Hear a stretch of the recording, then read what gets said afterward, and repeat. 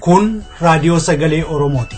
Raadiyoon sagalee Oromoo torbanitti guyyaa 3 wixata roobii fi sanbata galgala keessaa sa'a 7 hamma 7 walakkaatti kan isiniif darbu. Tamsaasni dambalii gabaabaa meetir baandii 16 yookaan kiiloo heerzii 17,850 fi karaa intarneetii oromovoice.org darbu kun amma jalqaba. Kun raadiyoo sagalee Oromooti.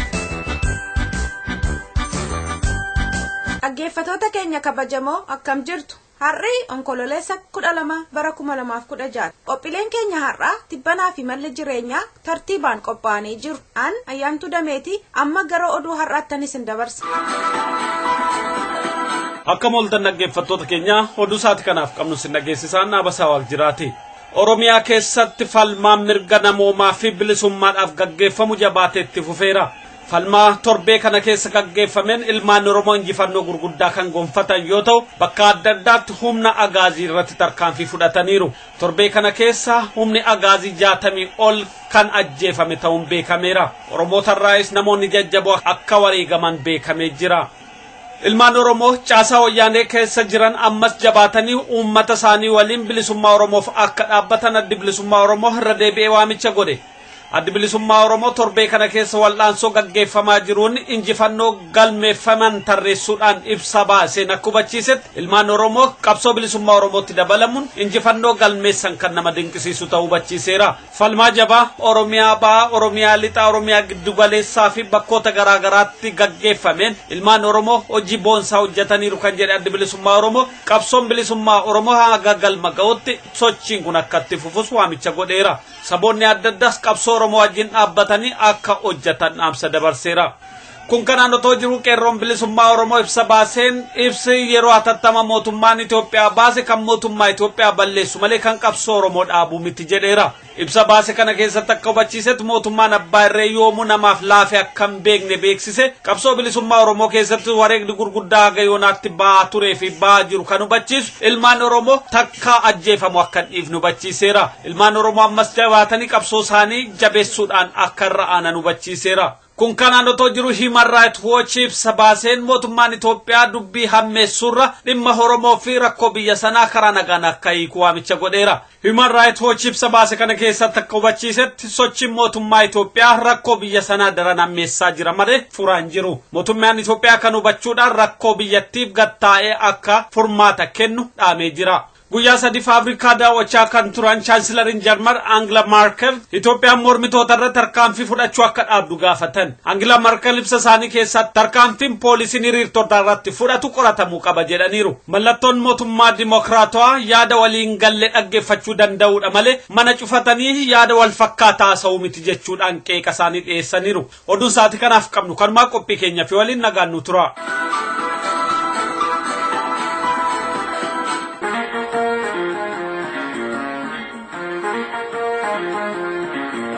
Qophii tibbanaa. Labsiin yeroo hatattamaa mootummaan Itoophiyaa dilbata darbe labseera. Labsiin kun jijjiirama fiduu jira laata? Haasaan Dr. Mulaatuu Tashoomee dhiyeenya kana godhanoo biyya sana keessatti jijjiirama bu'uuraa akka fiduuf xiyyeeffatedha.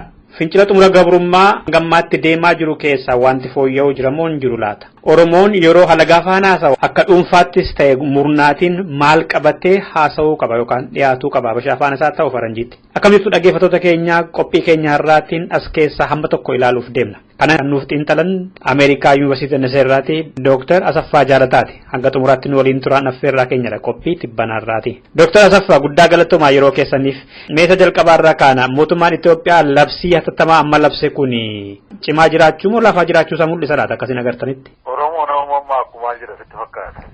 Namni bishaan nyaatee hoomacha qaqqabataa jedha. Mootummaan Tigiree kuni wal'aansoon Oromoo kun irratti du'ee yaada isaan qaban qullaa ta'uusaa akka isaan humna qaban hawwinuma qofaa tokkosuu malee akka isaan beekumsa isaan qabaanne waan hojjechaa jiran illee waan hin beekne ta'uusaa wal'aansoon Oromoo irratti dhoonaan waan godhan dhabanii labsii yeroo hatattamaa. Keessumaa immoo Oromoon ji'a 11 kana komaandi poostii bulchaa wattaaddarummaa yookiis immoo ashkara Tigiree jala turanii baay'ee rakkina qabu. Jarri kun waggaa 80 keessa beela keessa burra ture. Situationin yeroo sana carraa kennee fi mootummaatti ol ba'anii eega mootummaatti ol ba'anii Machaani waan hojjetan wallaalanii hunduttuu gaa wallaansoon Oromoo gabaa deemaa ture kan keessa rakkina guddaan isaan Oromoo keessa Oromoo kaasee waan tochooseef Oromummaan baay'ee dagaagee wallaansoon Oromoo keessumaa ijoolleen qeerroon yookiis immoo qubee jenereeshiniin bishina guddaadhaan tooftaa bishaadhaan uummata Oromoo ol duukaa dachasan kaasuun isaanii waanuma hojjetan wallaalan waanuma hojjechaa wallaaluudhaanitu kan hojjechaa jiru kun immoo rakkuma guddaa isaanitti fidaa deema malee waan ta'aa jiru kanaaf furtii ta'uu hin danda'u. Akkuma masin kakaaftan illee seenaan maal jedha dargiin gara jalqaba mana 70mootaa keessa haala akkasii labseera.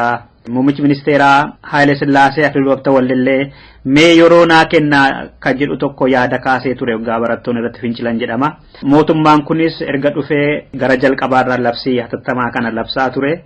Dargiinis haa ta'u Haile Sillaaseen labsanis kufaatii jalaa nafne. Amma kana labsuun kun tarii badiin Oromoo irratti raawwatamu akka addaatti godhuuf deema moo qabsoo kana laaffisaa laata labsii nama beekun moo homaa jijjiiruun qabu akkas ilaaltanitti. Ji'a 11 waan qabuun waan laafan jiru. Waan Oromoo irratti hin goone jiru. Akkuma as jette bara mootummaan Haile Sillaasee kun kufuuf ka'e bara dargiin kufuuf ka'e hunda isaayyuu muuxannoo qabnaa keessa turre waanuma yeroo sana ta'ee deebistee hojjechaa jirti jarri kun. In fact amma jala sanaayyuu hin geessu kun baay'ee of tuultuudha humna qabdu of gaaraatti of ilaalti namas immoo takka gowwoomfatteetti ammas gowwoomsaan biteetti wanta yaadduufitu kanatti jirti malee wallaansoon Oromoo gadi fageenyaan bal'inaan itti bishaachaa deema. Isaan immoo kana dhaabuudhaaf shororkeessummaa sanyii duguuguu Oromoo irratti bal'isuudhaan lafa irreechaa irratti waan isaan godhan. Karaa hundumaa naannessee Oromoo shororkeessaa ture ammas shororkeessaa jira. Kan inni yaadu waan amma godhe kanaani sodaa ummata keessatti bal'isu akka ummata sodaate keessuma Oromoon warri wallaansoo qaban sodaatanii dhaabbatan. Daansee immoo warri Oromoo deeggaraa jiran warra wallaansoo Oromoo kana deeggaran warra akka Konsoo, Haadiyaa, Geediyoo, warra akka Amaaraa kun akka isaan rifatanii sodaatanii teellaatti deebi'an. Keessuma warri magaalaa kee jirtu warri Finfinnee kee jirtu fa'aa sodaachisee akka isheen afaan tokko hin qabanne gochuudhaafitu seera akkasii kana baase. Akka ummati ol qabatee warraaqsa biyya Oromoo keessatti ummata Oromoon deemaa jiru kana akka namni hin deeggarre gochuufitu. Lammaffaa immoo warri monti askaroota isaa sanyii adda addaa keessaa ba'an sodaatanii akka isaan haa ta'u jedhanii mootummaa kana jalatti bulanii waan akkasitti jira. Kun tooftaa haaraa miti tooftaa mudurii itti fayyadamaa ture. Kun kan inni fiduu danda'u mootummaan Tigree kun akka inni tortoru akka inni yeroo keessatti akka inni kufuu godhaa. Warraaqsi uummata Oromoodhaan geggeeffamaa jiru akka inni guddatu akka inni dagaagu godhaa. Oromoon yoomii taanaan akka inni moo'uuf jedhu agarsiisa kun kufaatii Tigree agarsiisa waan jiran jechaachu kun. Kan kana godhaa jiru mormitoota goolessitootaa fi biyyoota alaa kan akka Eertiraa fi Gibsiidha jedhan. Ijiptiin ifatti labsiteetti ani keessa hin jiru jettee. Isaaniit himatuun kun tarii namoota Itoophiyaa keessa jiran biyya alaatu edaa kana godhaa jira jedhanii gara mootummaa kana deeggaruutti gorsiisuu fi danda'a yookaan biyyoonni alaa garasaa goru yaadni isaa kun gurgurama addunyaa irratti yookaan uummata biratti bitama kan mootummaan jedhu. Kun waanuma ifaadha. Mootummaan kun sobduu reediyoo fi TV horii uummataan fudhatee waggaa 25 sobaa waan turteef nama kana dhaggeeffatu jiru. Fakkeenyaaf amma takkina aboon hin jirudha. Takkina aboon shororkeessituudha. Yoo jaallate immoo deebisee aboo uume abootu kana godhaa jedha. Amma immoo deebisee Ijiptiidhaa fi Eertiraa kana godhaa. Kun maal agarsiisa? Uummata Oromoo fa'aa, uummata Amaaraa, uummata Geediyoo, uummata adda addaa ofii isaan mataa hin qabu. Danda'ee lolachuu hin danda'u. Kan lolachuu danda'u kan waa beeku uummata Tigree yookiis immoo warra immoo dura buutuu Tigree qofaa jedhanii waan isaan yaadaniif kanaan nama gowwoomsuu barbaadu. Amma kan isaan duukaa dhaabbachaa jiru proviinsii Tigree kana qofaadha. Akka warri kaan isa duukaa dhaabbatanii isa gargaaraniifitu tooftaa adda addaa uuma. Fakkeenyaaf mee ilaallu. Isa eenyutu aangootti baase? Kan aangootti baase Eertiraadha. Kan aangootti baase Ameerikaadha. Fakkeenyaaf yoo Oromoon gargaarsa alaa argate hammina maal qaba? Maaltu dhowwa? Namni hundumtu gargaarsa alaa ni argate maal ta'u? Akka gargaarsa alaa argachuun waan hamaa ta'e godhee odeessa. Eenyutu aangoo irratti isa qabee jira? Horiin nama ittiin nama bitu kana, qawween ni baaddatee liigu kana, makiinaan ni baatee ittiin fiigee ittiin nama qalu kana, mana hidhaa keessatti kan inni ittiin toorchiri godhu. Eenyu kennees warra alaa kennee miti. Yeroo isa bira ga'u gargaarsi alaa gaariidha. Yeroo uummati biraa immoo gargaarsa alaa argatanii hamaadha. Haa ta'uyyuu malee Eertiraa fi Ijipti Oromoo gargaaran jechuu koo miti. Waan isaan gargaaran hin agarre. Utuu isaan gargaaranii ta'e Oromoo yoo na qawwee argate waan baay'ee gochuu danda'a hara qullaannu. Jarri kun waan godhanii hin qaban isa silaa Oromoon qawwee malee hara qullaa deemee akkasitti du'aan jiru. Oromoon ofuma isaaniitu ofirratti hirkachuudhaan waggaa 25 guutuu rakkatee waan godhu dhabee isa gubee isa waadee silaa duutu nooltu lolachaa duuna bilisoo keenya argannaa duuna jedhee murteeffatee ka'e malee nama alaatu kaase miti. Wiixata darbe caffeen biyyattii lamaan wayita banamu kabara haaraa pirezidantiin biyyattii Dr. Mulaatuu Tashoomee haasaa baninsaa wayita taasisan tokko dantaa Oromiyaan Finfinnee irraa qabdu labsiidhaan yeroo dhiyootti akka bahu himani. Kabiraa mormitoonni biyya keessaa akka isaan caffee biyyattii seenuu danda'an seerri filannoo fooyya'ee akka bahu himani. Dhaabbilee miti mootummaa yookaan NGO'ta labsiin urgaa ture amma akka inni fooyya'ee akka isaan socho'an sabaa himaalee walabas akka socho'an godhamuuf akka jiru himani. Inumaayyuu manni maree ministeerota isaanii akka diigamuuf deemu kan mul'isu haasaa godhaniiru akka fooyyessuuf deeman. Mootummaan kun akka jedhu kana yoo godhe mootummaa magaarii ta'uuf deema moo akkam waan isaa moo maalirraa madda kun? Tokkoffaa eenyu ta'e warra dubbachaa jiru namicha amma pirezidaantii Tashoomaa jedhamu kuni nama ofii isaanii ala bahee ala olee deebuu hin dandeenye.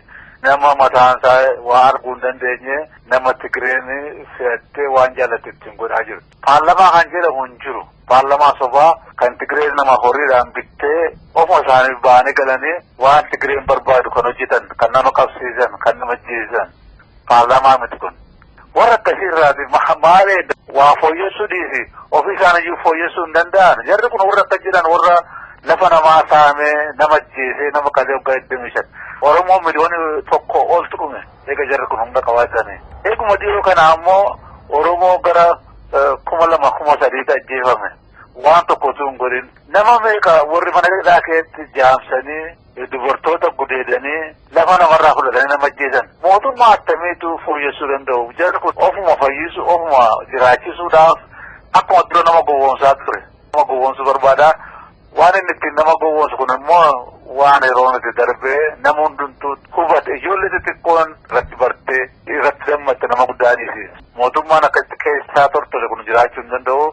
Kaanseriin isaa itti faca'ee amma mattaatee amma miillaatti nyaatee jira mootummaan kun hin bada malee waan tokko fooyyessuu hin danda'u. Mee ogummaadhaanis yeroo hedduus immoo waa'ee dhimma Oromoo sabboonummaa Oromoo irratti barumsaaf barreeffama adda addaa maxxansaa baatanii kitaabaa fi barruulee. Akkasiin amma hubattanitti wanti amma Oromiyaa keessa ta'aa jiru walii galatti sabboonummaan Oromoo maalirra ga'eera jenna Doktor? Kun baay'ee gaaffii bareedaadha hunda caalaayyuu. Har'a sabboonummaan yookiin immoo Oromummaan jedhanii afaan Oromootti Oromummaan irraa guddatee daraare hin daraare.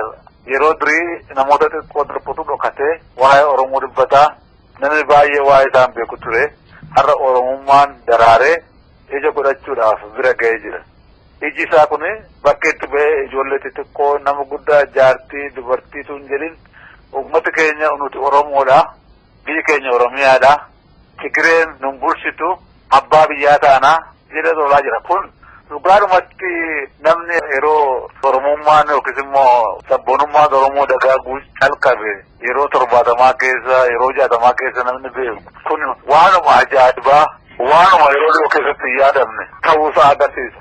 Indaraareen guddate Oromoon ol duukaarraa qabatee tocho'ee bishina guddaa agarsiise Oromoon dameen tokkotuu nafin gandi tokkotuu nafin ijoolleen tokkotuu nafin dubartii dhiiratu hin jedhin gajjalla amma gararraa lixa amma ba'aa ol qabatee ol duukaa tocho'ee kun egaa gootummaan Oromoo ilaaf ilaameen Oromoon durii Oromoon akka isaa durii akka abbaa isaa duriitti deebi'ee ol duukaa tocho'uusaa kana arguun keenya baay'ee nama gammachiisaa Oromummaan guddatee akkuma sideetti xaaree biyya lafaarrattuu Oromoo beeksise naannoo Afrikaa keessatti biyya lafaattis Oromummaa beeksise nullee Oromoo warra bakkee jiraachaa jirru warra dur iddoo meeqatti faca'ee jirru nu boonsisee bara baay'ee irratti hojjennee namni biyya lafaa nu dhaga'uu dide akka biyya lafaarratti dhaga'amu godhee Oromummaan egaa sagaleen ittiin ibsan baay'ee nama dhibammasana yeroo dhiyoo keessatti eksplodii godhe biyya lafaa fudhachuu isaatii fi warri duri Oromoo tuffatan naannoo isaa warra jiran hundumtuu Oromoon akka diddiirama guddaa fidu.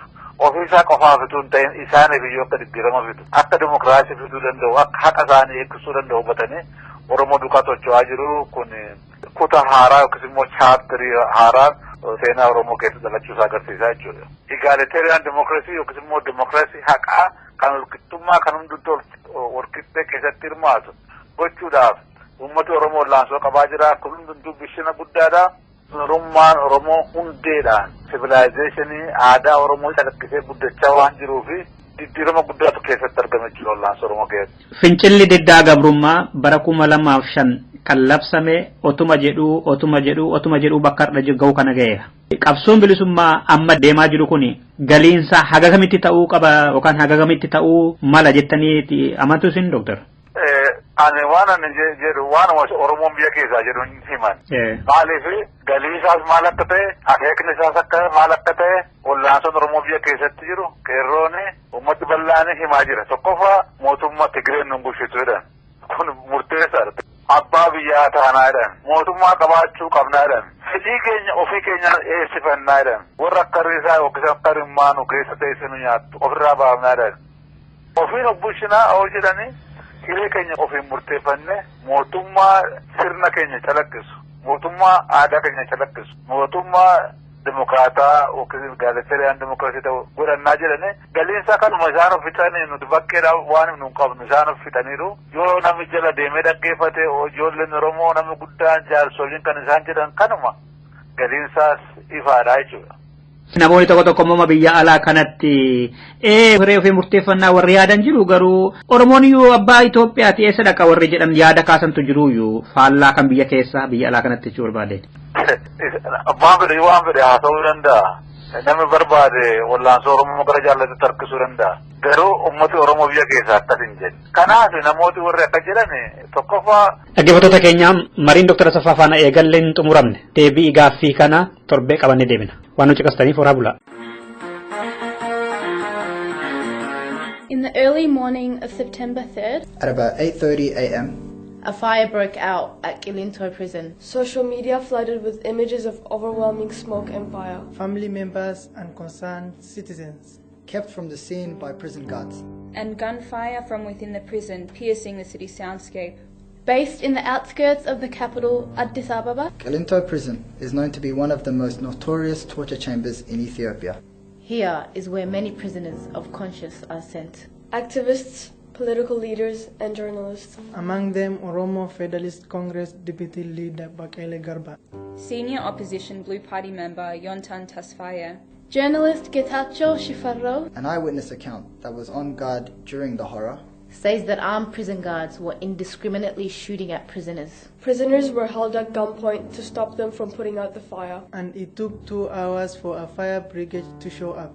Over 30 prisoners were killed. Most of them dying from gunshot wounds. And if this isn't agonizing enough, over a week after the fire, loved ones found out who survived through a list posted by prison official containing the name of survivors. The Kilinto prison massacre teaches us one thing. What does a government that cannot face its opposition do? Burn them. Shoot them. Silence them. There is no humanity left in the Ethiopian government's leadership. We echo the cry of the people of Ethiopia and call on the Ethiopian government to step down. Step down. Step down. Step down. Step down. Step down.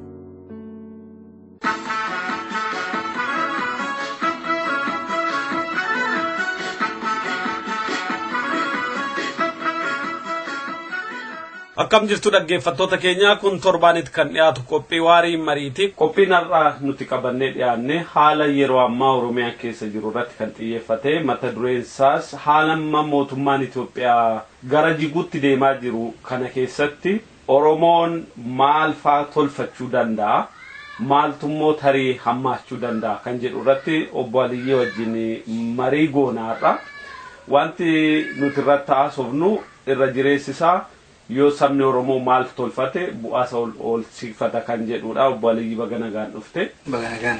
Akkuma beekamu yeroo adda addaatti rakkoon uummata Oromoo kun saba Oromoo bakka adda addaa irraa irriba dhoorkee sochii adda addaa keessa galchee jira. Kun immoo sadarkaa ammanni irra ga'u kan argaa jirra.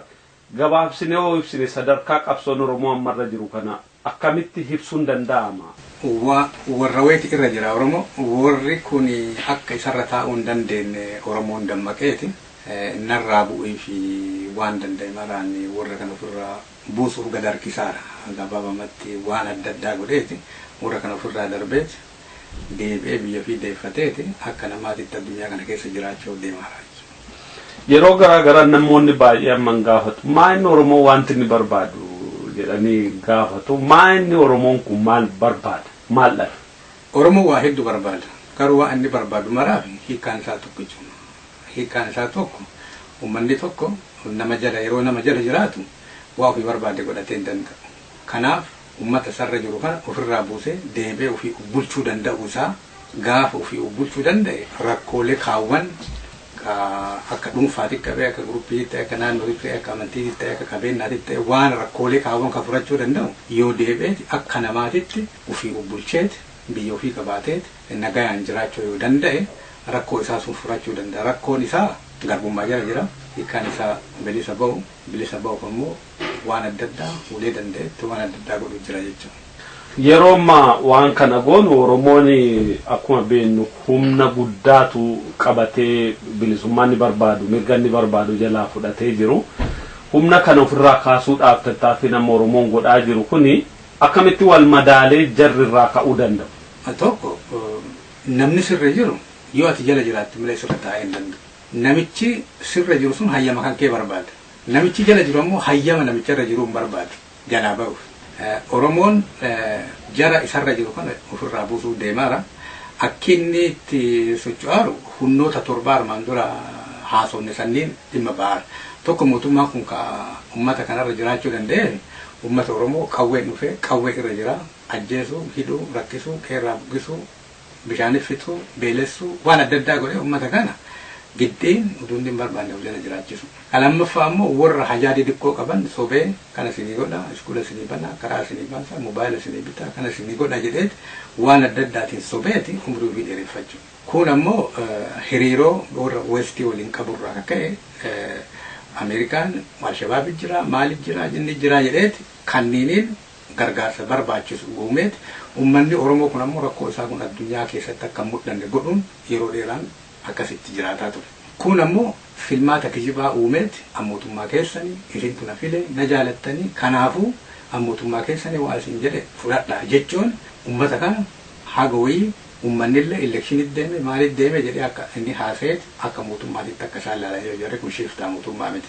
Waan adda addaa silaa humnoota adda addaa ka barbaachisu kanneen dhibba ba'eet humna gara torbaa jechuudha. Dhimma ba'eet maaliif waan akka miidiyaa, sooshaal miidiyaa waan adda addaa kanneen kontiroolii godhuuni uummanni beekumsa silaa isa barbaachisu akka inni qabaanne dhooggeeti akka inni hubannoo bifa tokko akka hin qabaanne dhooggeeti akkasitti cufeeti televezyiinii ofiitiin ganama galgala dibbeetti tumee kanaa jedhee kijiba dhugaa godhee akkasitti bulcha humnoota adda addaa fayyadameeti irra jira. Uummanni Oromoo yeroo ammaa humnoota kanneen cicciraara jechuudha. Biyya adda addaa kanneen keessa wanti argitu karaa dippiloomaasiitiin kijibni isaanii akka dhugaan taane argite akkuma irreechaa nama fixanii ka'aniiti lakki namni dammaqee akka busaa yookaan muka fardaa fiigeeti wal ajjeese jedhanii kijiba haasayan san irraa akka wanti sun kijiba ta'e ilmaan Oromoo moobaayila qabatanii achi waraabanii akka isaan nama dhukaasan akka xayyaaraan dhufan waan adda addaa isaan godhan kanneen addunyaa saaxilaniiti yeroo ammaa akka investigeeshiniin godhamu waa mana jedhanii bahuun kun humna isaan informationii nurra qaban sanniin cabsuufa.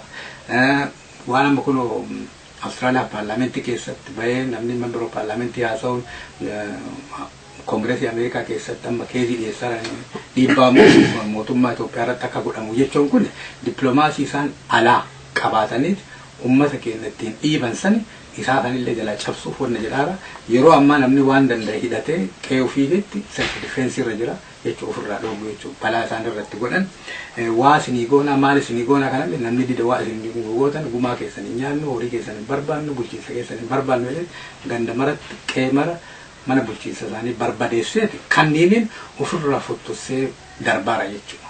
Kanniin godhuu jira uummanni Oromoo yeroo ammaa warra isarra jiru kan ofirraa buuseeti deebisee of ijaaree akka namaatitti addunyaa kana keessa bakka ofii qabachuu jechuudha. Hedduu gaariidha wanni keessumaa yeroo wal'aansoo akkasii gaggeessu keessatti namni akka sabaatti akka waliigalaatti wanti nuuf eeggatu maal fa'i amma yeroo hamaa akkasii kana keessatti. Tokko uummata kana hiikaan kenninuuf so achirraa jalqaba jechuudha ilaalchi jiru yeroo ammaatitti namni Oromoo martuu jabeenni Oromoo maali jedheeti waan jabeen Oromoo kana yeroo hojiirra oolcha beekumsa haa ta'u qabeenya haa ta'u qawwee haa ta'u amantii haa ta'u wama ta'ee haa ta'u waan Oromoon qabu kana hojiirra oolchu yeroo waan Oromoo hojiirra oolchan malee waan Oromoon hin qabne itti dubbatanii miti. So yeroo dhumaa waan ta'eef Oromoon yeroo amma ilaalcha ofii akkamitti waan qabu waan beeku akkamitti Oromoo gumaacheeti uummanni Oromoo hatattamaan ofillee dandamee bilisummaa kan argachuu danda'a irratti gumaachuu haasofni isaa deemsi isaa hojiin isaa barreeffamni isaa wanti martuu akkamitti waan kana ariifachiifna malee mana keessa garagalee rakkina jiruu fi maalii jiru kun yeroo taasisanii miti. Kanaaf namni martuu bakkuma jirutti ilaalcha gaarii qabaatee waan kana godhu. Yeroo waa hojjetan waa afurtu dhalata rakkoolee 4 types of mistake jedhaniiti rakkoo afuriitiin jira. Tokko rakkoon tokko namarraa dhufa people mistake jedhaniiti ati beekumsa gahaa dhabuurra fedhii gahaa dhabuurra waan adda addaa dhabuurra rakkoo ati uumtu jechuudha.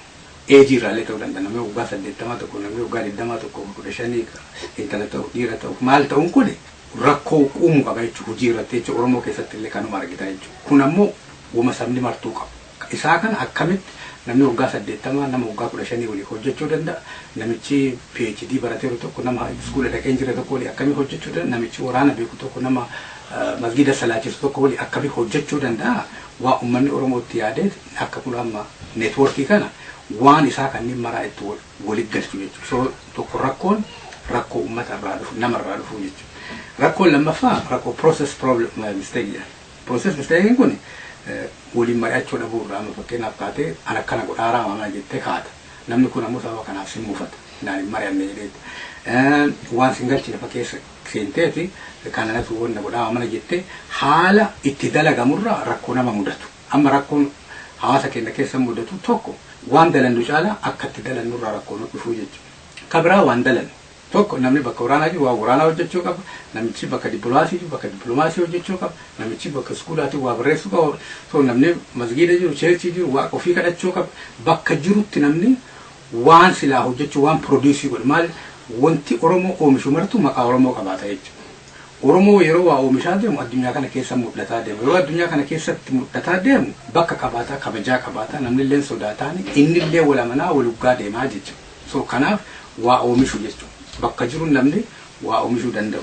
Kun ammoo meeshaa bakka amma rakkoon guddaa harkaan mudatu bakka amma namni qawwee jiru kun bakki Oromoon irraa rakkatu tokko waan ofii barbaadu kana deeffachuuf meeshaan itti fayyadamu. Qawwee ta'ee, laawuncharii ta'ee, miidiyaa ta'ee, maali ta'ee meeshaalee kanneen qajeelatti akka galii Oromoo fiduu danda'u irratti itti fayyadamuu danda'u.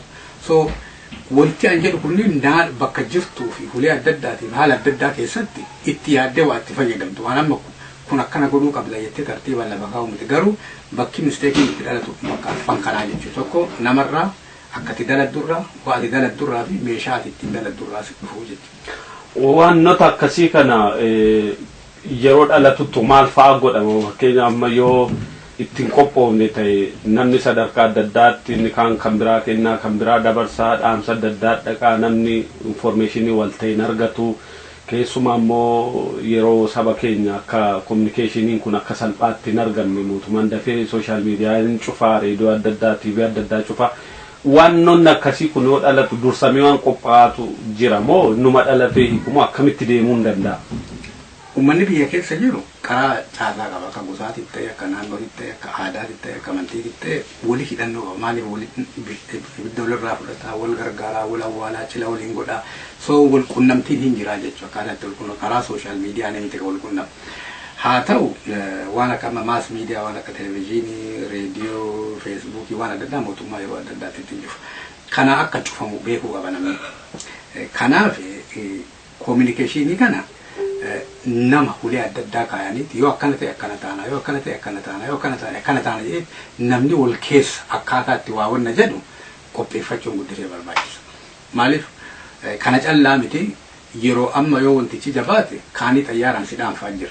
Taankiin sirra deemafaa jira. Balaa adda addaatitti deemuu waan danda'uuf wanti Oromoo kun uummanni of qopheessu kun ammoo waan silaa isa barbaachisu. Kaayachoo, resourcii adda addaa jechuudha. Petroola kaayachoo, bishaan kaayachoo, nyaata kaa'achuu soogidda kaa'achuu kininii kaa'achuu waan silaasi barbaachisu yoo amma balaansi ga'e karaan cufamee amma akka maulee adda addaatti karaan cufamee namni karaa bahuu hin danda'u haala akkasii sanniin irraa oole jechuun waan garii garii kaa'achuun guddisee barbaachisa. Kun ammoo waan gootu aariin godhuu hin qabdu itti yaaduu qabdu waan amma nama beeku nama fakkeenya nama yoo loluu barbaadde nama waa waraanaa beeku waliin mari'achuu. Yoo waa miidhuu barbaadde nama istiraateejii beeku nama mala beeku waliin mari'achuu. Yoo waa kaa'achuu barbaadde nama amanamaa ta'e bira kaa'achuu. Odeeffannoo kun ammoo maaliif intelligensiin guddisee barbaachisa haala amma jiru kana keessatti kominikeeshinii keessatti. Kutaa lammaffaa qophii kanaa qophii keenya sanbata dhufuu keessatti qabannee dhiyaanna dhaggeeffattoota keenya har'aa waan nu dhaggeeffattaniif hedduu galatooma.